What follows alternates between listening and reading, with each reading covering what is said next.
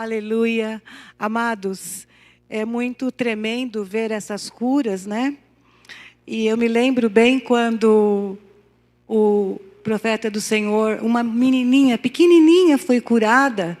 E depois ela apareceu vestidinha com um vestidinho branco, como um vestidinho de noiva, assim, né?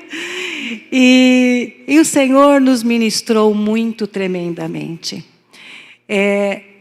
Estas curas representam muito a igreja de Cristo, que estava rastejando no lamaçal do pecado, rastejando no pó da terra. E o Senhor vem, levanta, né? E muita gente fala, mas ela está andando ainda meio assim, ó. Na última ministração que o profeta do Senhor fez, na última conferência, agora, dia 8, ontem, né?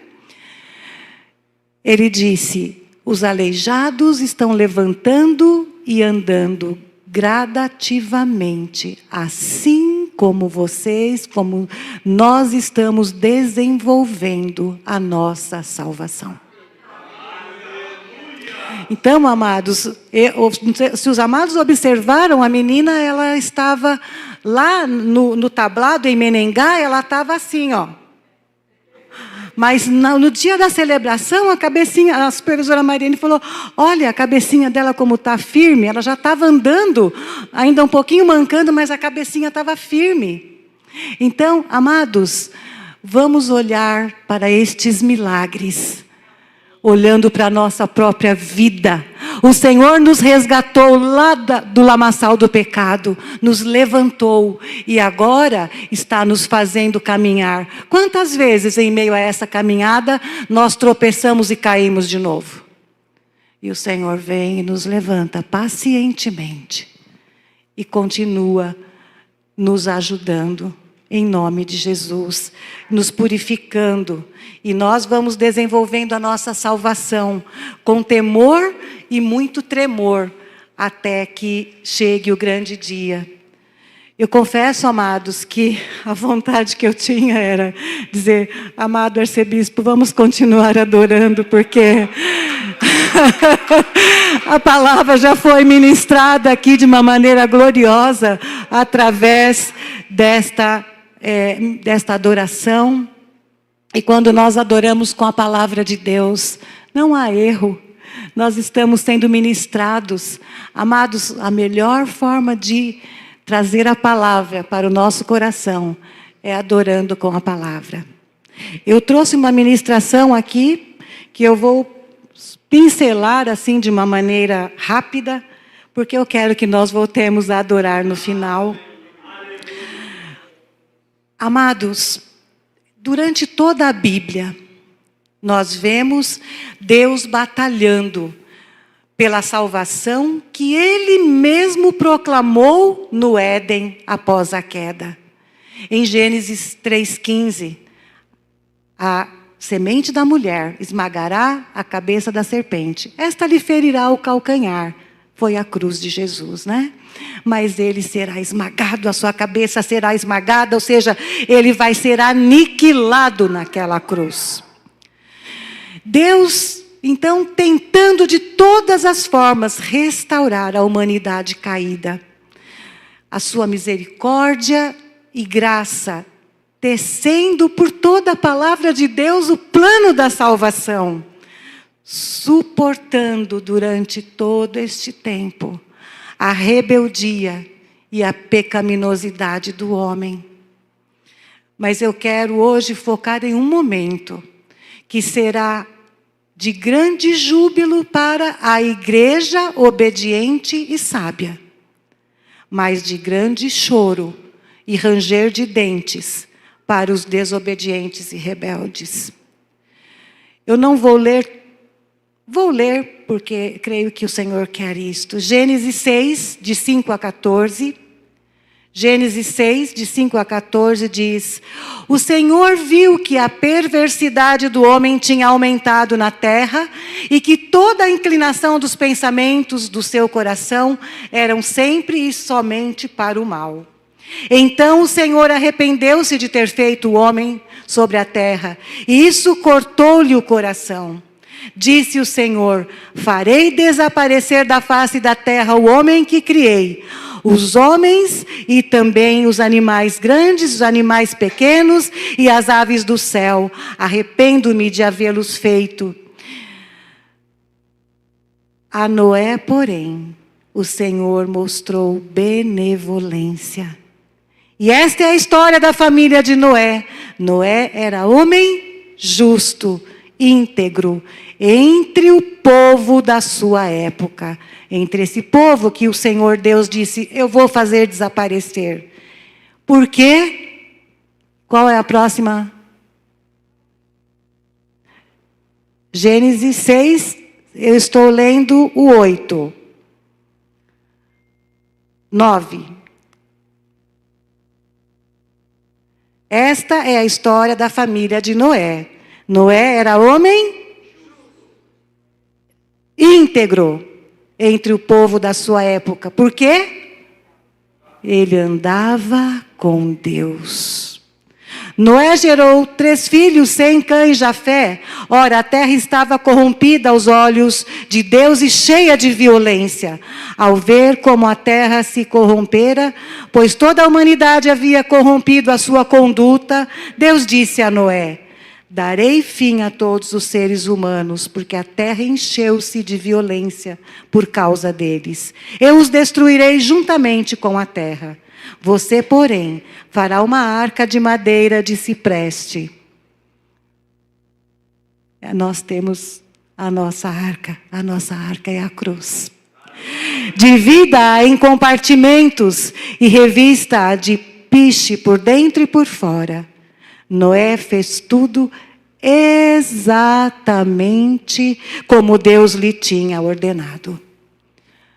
A obediência de Noé, andando com Deus e obedecendo o que Deus pediu a ele, mesmo contra qualquer possibilidade.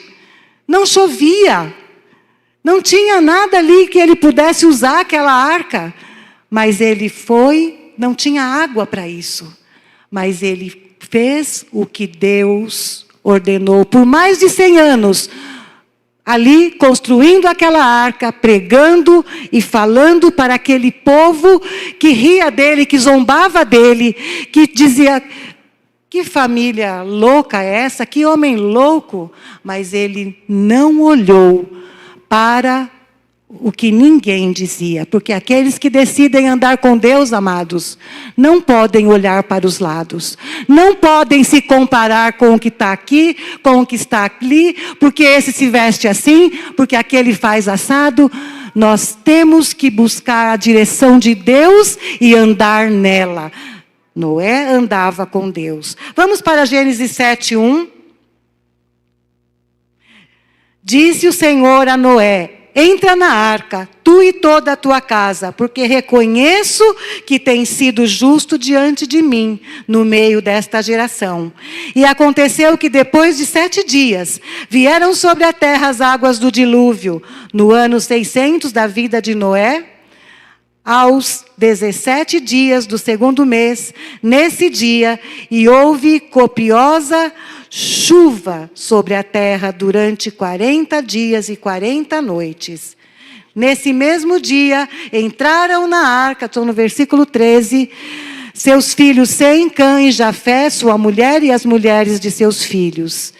Eles e todos os animais, segundo as suas espécies, todo gado segundo a sua espécie, todos os répteis que rastejam sobre a terra, segundo as suas espécies, todas as aves, segundo as suas espécies, todos os pássaros e tudo que tem asa. De toda a carne em que havia fôlego de vida, entraram de 2 em 2 para Noé na arca. Eram macho e fêmea os que entraram de toda a carne, como Deus lhe havia ordenado. E aqui está o ponto, amados. E o Senhor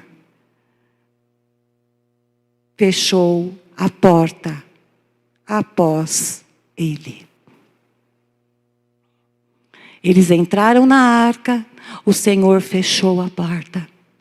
Imagina toda aquela população do mundo antigo, a chuva caindo, algo que nunca tinha acontecido, as enchentes começando, as coisas sendo derrubadas, alagadas, a arca fechada.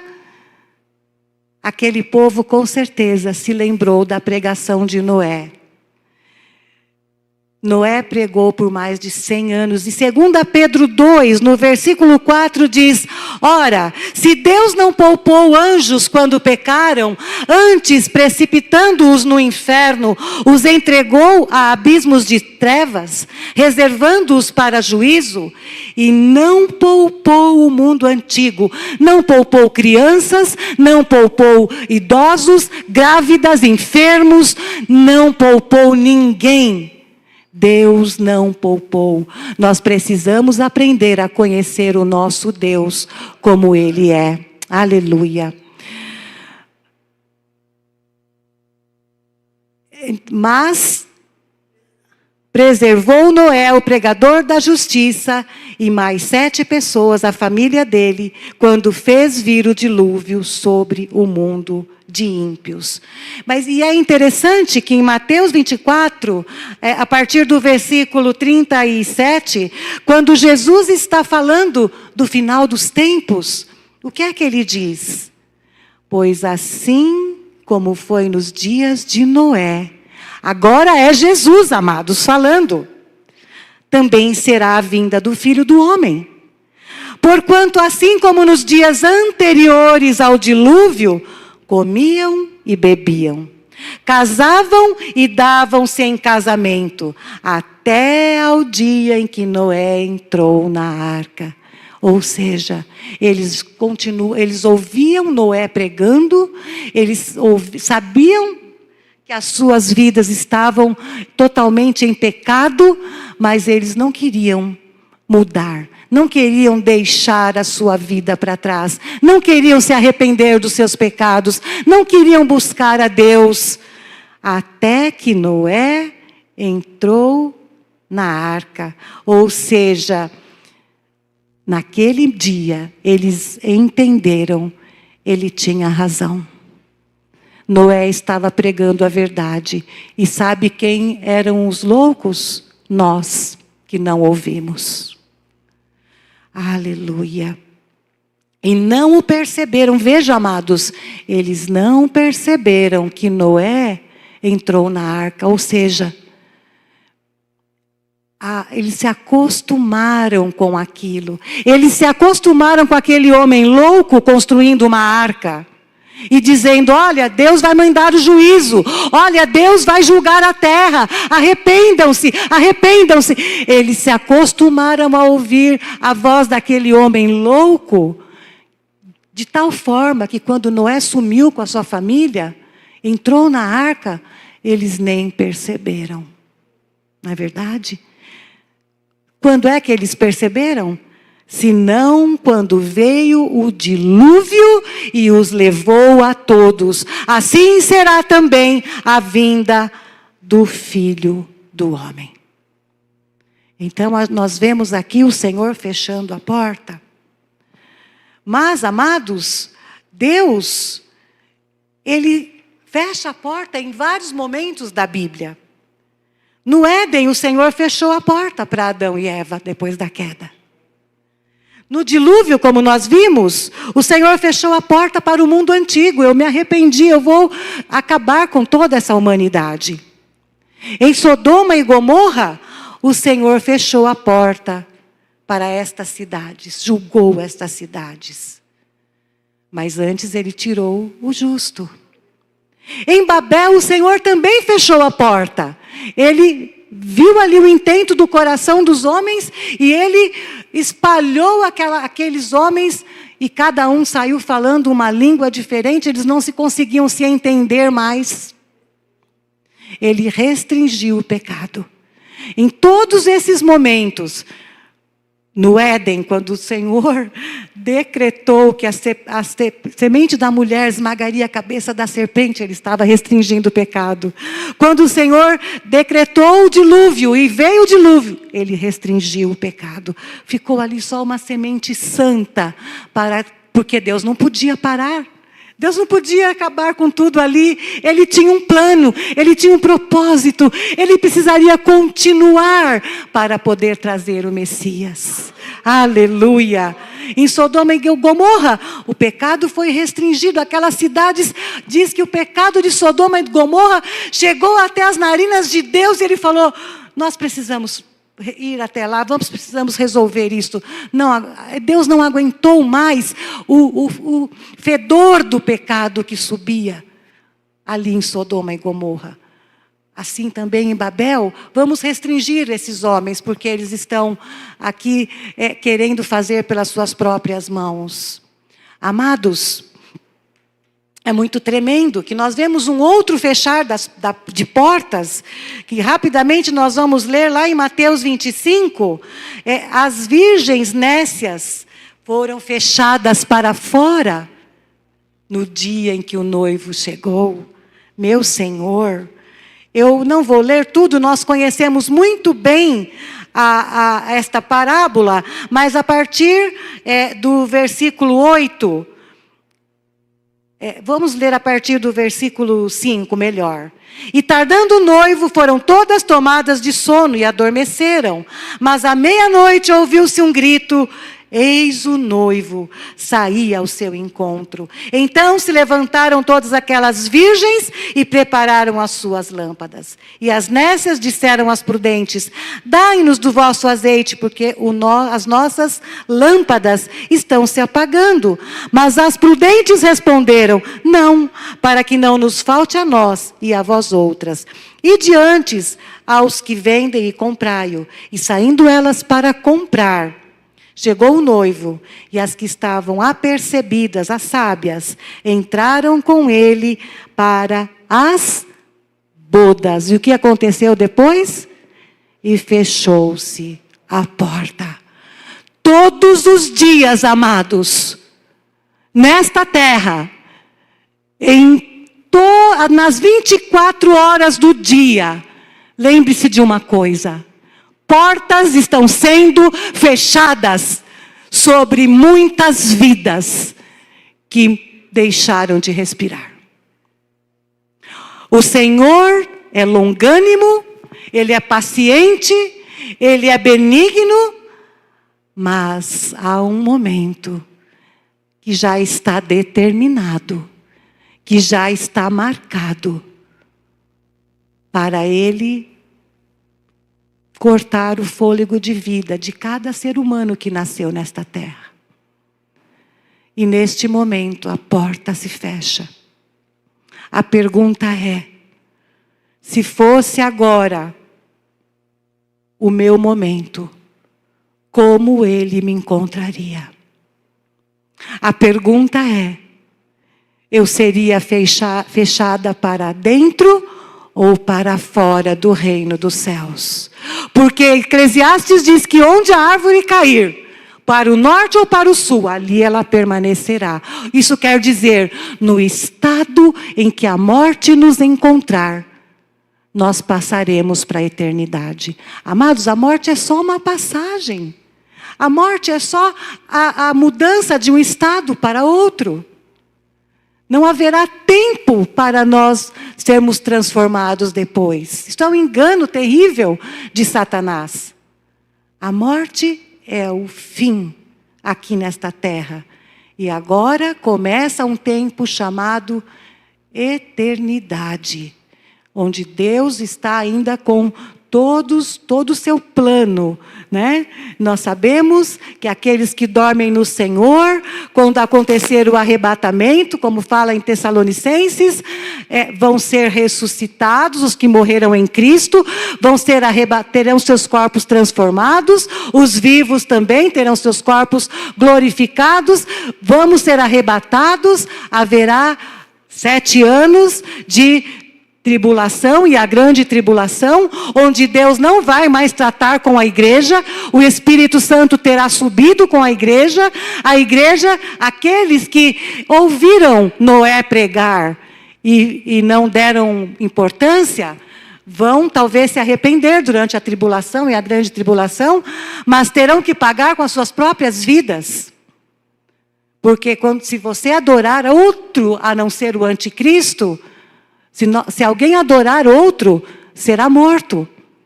Então, ali, Jesus já pagou na cruz com o seu sangue, mas aquele que não recebeu esse sacrifício e entrou por esta porta, vai pagar com sua própria vida.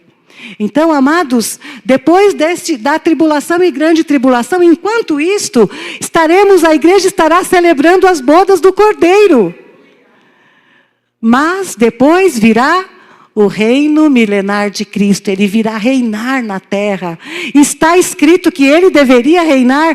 Ele morreu naquela cruz. O sacrifício de Jesus foi para que ele pudesse reinar, para que ele pudesse tomar todo de volta o que o homem deu a Satanás. Veja que tragédia. Deus deu ao homem, a Adão, o domínio sobre tudo. Se você for ler lá em Gênesis, na criação, Deus deu o domínio a Adão sobre tudo. E Adão fez o quê? Entregou a Satanás. Mas Jesus veio para retomar. Mas ele já tomou posse do seu reino? Ainda não. E o Pai está com pressa de entregar este reino nas mãos do Filho. Amados, esta geração que está vivendo como nos dias de Noé, nos dias de Sodoma e Gomorra, e pior ainda, é a última geração, eu creio nisso. Então vamos viver a nossa vida focados neste grande dia, porque para nós que ficarmos vivos, os que ficarmos vivos, iremos no arrebatamento. Ou, se a porta se fechar para qualquer um de nós antes, estaremos com Cristo. Coisa maravilhosa. Então, amados, a longanimidade do Senhor, Salmo 103, versículo 8, diz assim, que o Senhor é misericordioso e compassivo, longânimo e assaz benigno. Quanto tempo Ele está suportando o pecado da humanidade. Mas olha que coisa tremenda a bondade de Deus. Jesus, quando morreu lá naquela cruz, Ele já pagou o preço pelo meu pecado, pelo seu pecado, pelo pecado desde o início da humanidade e pelo pecado daquele que ainda vai nascer nesta terra. Meu Deus, é tremendo demais, amados. Nós temos que valorizar muito maravilhosamente este tremendo sacrifício. Quando Jesus veio, amados, Ele abriu novamente para a igreja gentílica, porque lá em Daniel nós vemos as 70 semanas, e na semana 69 vem o Messias. E o que é que Deus faz? Para o tempo com os judeus e abre a porta para os gentios, para nós. Esta janela, este intervalo se chama graça. Mas esta porta vai fechar. Quando? No dia do arrebatamento. Aleluia. Naquele dia em que Jesus morreu e suspirou ali naquela cruz, entregou o seu espírito, como foi lido aqui pelo arcebispo Conrado, o véu do templo se rasgou de alto a baixo. E o caminho de acesso ao Pai foi aberto. Mas no arrebatamento, esta porta será fechada e virá a grande tribulação. Porém, a igreja, amados, não foi destinada para a tribulação e nem para a grande tribulação. Apocalipse 3:10, a igreja de Filadélfia, a igreja que será arrebatada. O que é que Jesus fala para esta igreja? porque guardaste a palavra da minha perseverança. Perseverar significa estar firme. Está caindo aqui, eu estou firme. Estão falando lá, eu estou firme. Estão me criticando aqui, eu estou firme. Eu persevero, eu persevero. Perseverança. Aleluia.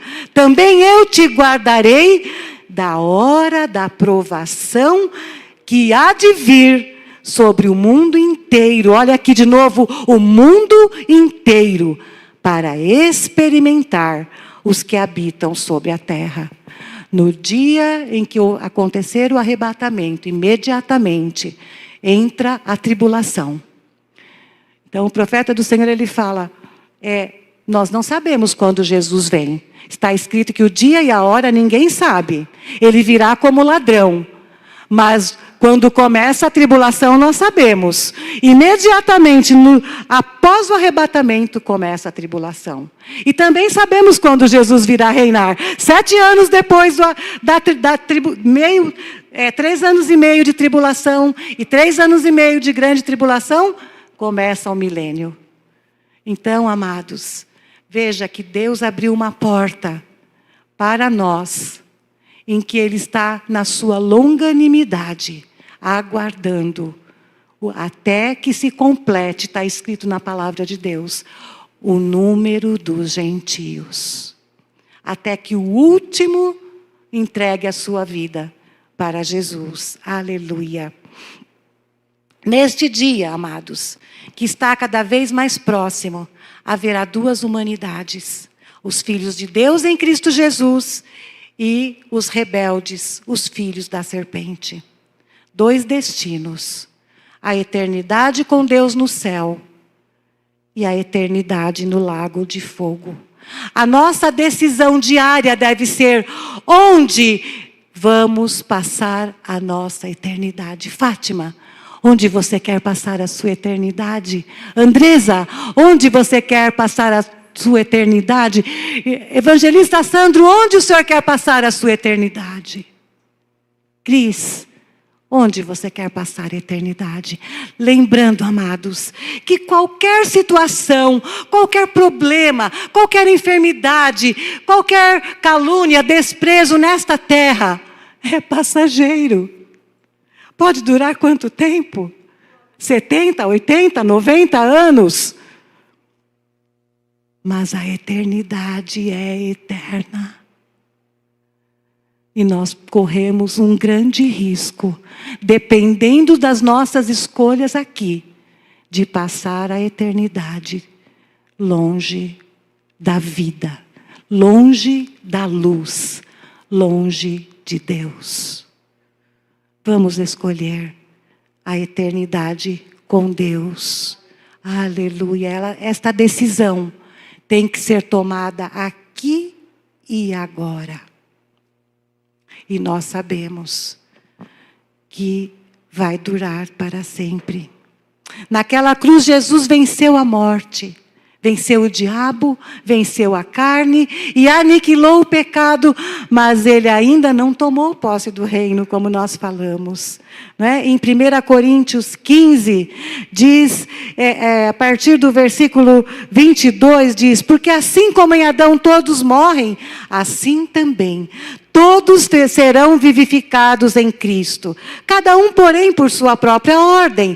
Cristo, as primícias. E esses dias, amados, eu glorificava tanto a Deus, porque eu estava conversando com o arcebispo João, indo para a célula do pastor Neto.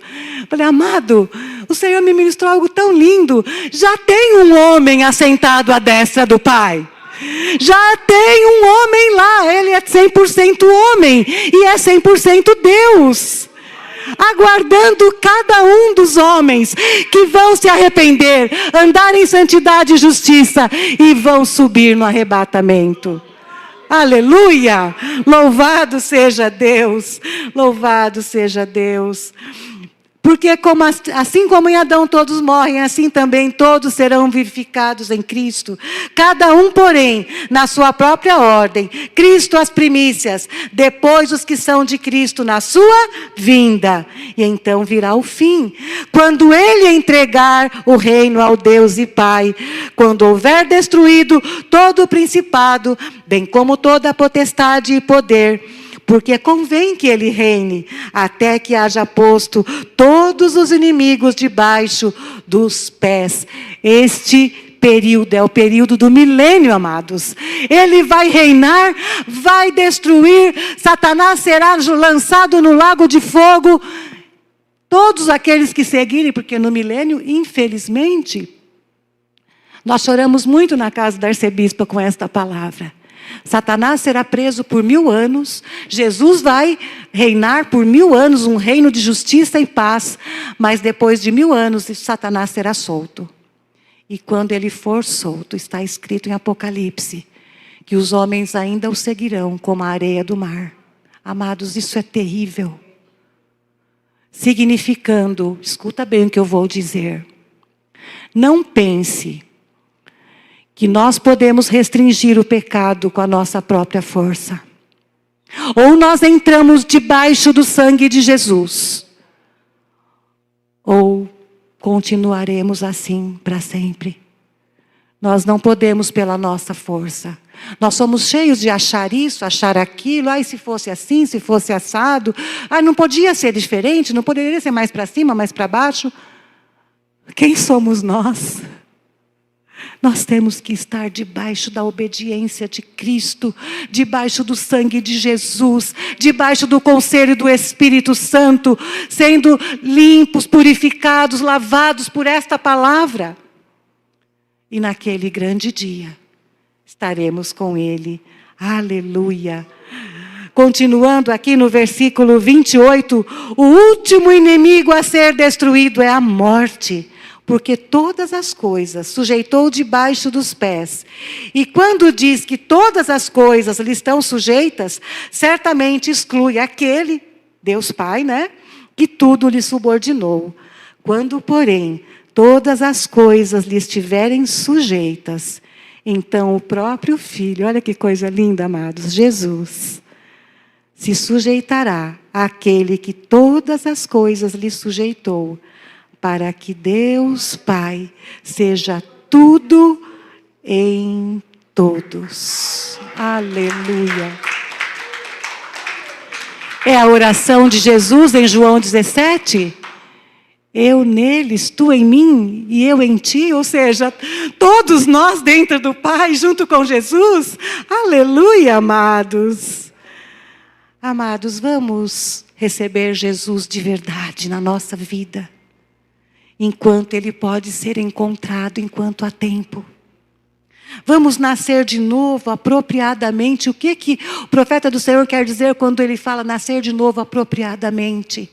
Aqueles que nasceram de novo não olham para trás. Não fazem como a mulher de Ló. Olham para frente. Olham para a bendita esperança que nós estamos aguardando. Olham para aquilo que nos está proposto, a vida eterna com Cristo Jesus. Vamos correr antes que a porta da graça se feche. Porque aqui vai passar rápido, amados, mas a eternidade é eterna. E mais uma vez a pergunta, onde nós queremos passar a nossa eternidade? É uma escolha que cada um pode fazer por si mesmo. Só eu posso fazer por mim. Só o Senhor, arcebispo Conrado, pode fazer pelo Senhor. Cada um pode fazer essa escolha somente por si mesmo. Último versículo que eu gostaria de ler, Romanos 11, 22. Romanos 11, 22. Considerai, pois. Nós começamos falando que Deus é longânimo, bondoso, misericordioso. Considerai, pois, a bondade e a severidade de Deus. Para com os que caíram, severidade. Mas para contigo, Paulo está dizendo, para contigo, igreja do Ministério de Arrependimento e Santidade, aqui em Barueri, em Alphaville, a bondade de Deus, se nela permaneceres, doutra sorte, também tu serás cortado. Deixo como último versículo para a nossa meditação. Vamos nos colocar em pé, amados, no mais poderoso nome de Jesus. Eu chamo aqui já os adoradores. Aleluia. Louvado seja o nome do Senhor. Enquanto eles chegam até aqui, vamos nos arrepender agora, porque nós temos tomado uma decisão que vai até um pedacinho só. Daqui nesse pedacinho, mexe nisso, mexe naquilo, mexe no que eu gosto, mexe no que eu quero, mexe nos meus sonhos. E eu retrocedo então, ou paro. Vamos lembrar que parar no reino de Deus é retroceder. De novo eu vou repetir, parar no reino de Deus é retroceder. Nós temos que correr a carreira. Paulo disse, eu corri a carreira, guardei a fé e agora me está guardada a coroa da justiça, que o justo juiz daria para ele, vai dar para todos os que o amam. Senhor, nós nos arrependemos, Pai. E queremos pedir, Senhor, no mais poderoso nome de Jesus, que o Senhor nos ajude a permanecer, como lemos aqui em Romanos, se permaneceres na bondade de Deus. E agora eu quero dizer, a bondade de Deus é Cristo Jesus para nós, amados. A bondade de Deus não é casa, não é carro, não é casamento, não é emprego. A bondade de Deus é Jesus dado naquela cruz para morrer em nosso lugar. Se permanecermos nele e nesta tão grande salvação, o Senhor vai nos conduzir até o fim. E lá, naquele grande dia, nos dará a coroa da vida eterna. Senhor, nos arrependemos, Pai, porque muitas vezes nós, com as nossas atitudes, pensamentos, sentimentos, rejeitamos este tremendo sacrifício, Senhor. Nós queremos te dizer, olha, Senhor, faz assim. Ô, oleiro, por que esse vasinho tem alça e eu não tenho? Por que aquele vasinho o Senhor pode colocar nele alabastro e em mim o Senhor coloca óleo? Eu quero ser o vaso de alabastro, Senhor. Será que o Senhor não pode fazer isso em mim? Perdoa-nos, Pai. Nós somos tardios em ouvir, Senhor. Nós somos tardios em entender. Somos tardios em tomar uma decisão firme diante de Ti. Perdoa-nos, Senhor. Em nome de Jesus. E eu quero dizer, meu Pai, repita comigo esta oração. Precioso Senhor Jesus. Eu sei que Tu és um Deus bondoso. E a Tua bondade e o Teu amor por mim foi provado naquela cruz. Então não há dúvida. Mas, Senhor, eu também sei que Tu és o justo juiz e que Tu virás para julgar todos os povos. E eu quero, neste momento, dizer, Senhor, vem já no meu coração, como este Deus bondoso e este Deus justo, e arranca de mim toda dúvida, toda a fragilidade que eu mesma criei. Arranca de mim, Senhor, toda falta de perseverança. Arranca de mim, Senhor, toda falta de obediência. Arranca de mim, Senhor, toda incredulidade. E eu desejo e te peço, Senhor, mora no trono do meu coração. Assenta-te neste trono. Tu és o meu Senhor e o meu Salvador. E eu te recebo nesta manhã com muita alegria. E declaro que eu nasci de novo. Amém. Amém. Aleluia. Vamos adorar ao Senhor. Aleluia.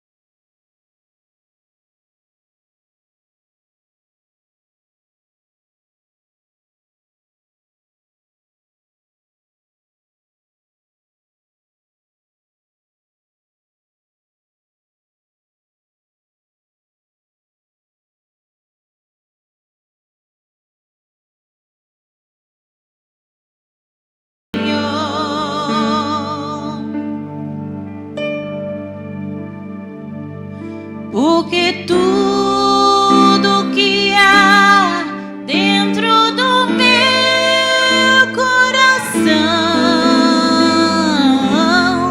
necessita mais de ti.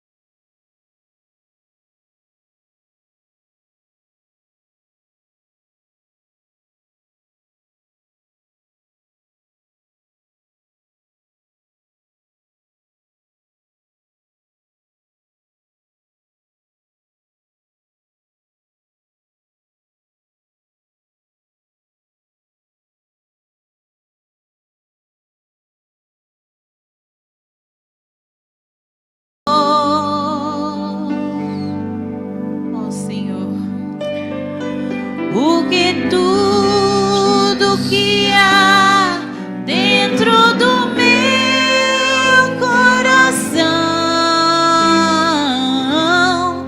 necessita mais de ti. Que o Senhor te abençoe e te guarde. Que o Senhor faça resplandecer o seu rosto sobre ti e tenha misericórdia de ti.